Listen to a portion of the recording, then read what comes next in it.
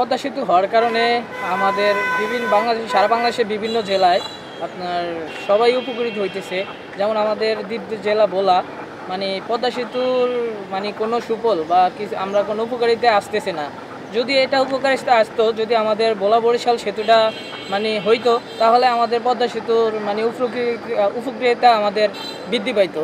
আমরা যাতায়াতের ব্যবস্থা আমাদের অনেক ভালো হইতো। আমাদের মানে কোনো কিছু হইলে আমরা দ্রুত যাইতে পারতাম।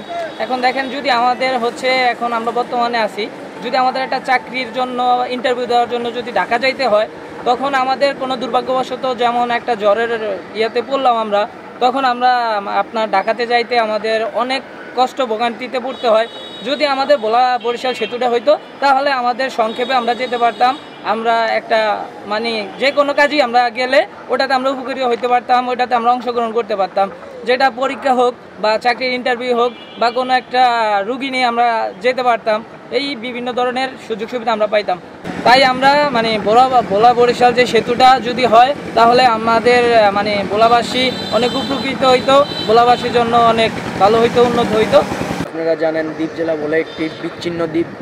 এখানে প্রতিনিয়ত আমাদের যেই চিকিৎসার খাতের যে অবনতি, সেটা আপনারা ইতিমধ্যে বিভিন্ন মিডিয়ার মাধ্যমে, আমাদের সাংবাদিক ভাইদের মাধ্যমে ইতিমধ্যে অবগত হয়েছেন। যেমন আমাদের ভোলাতে একটি 250 বিশিষ্ট হসপিটাল রয়েছে।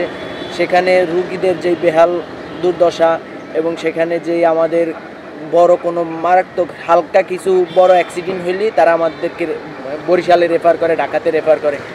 যখন আমাদের ক্রিটিক্যাল অবস্থা, বড় কোনো ঘূর্ণিঝড়ের আশঙ্কা থাকে, তখন আমরা বিভিন্ন কারণে আমাদের যেই রুগী তাদেরকে আমরা বরিশাল নিতে পারতেছি না, কারণ আমাদের যাতায়াতের ব্যবস্থা খুব ভালো নাই। এই জন্য আমাদের ভোলা বরিশাল সেতুটা আমাদের সকলের এটা ন্যায্য এবং ন্যায্য দাবি এবং ন্যায্য অধিকার।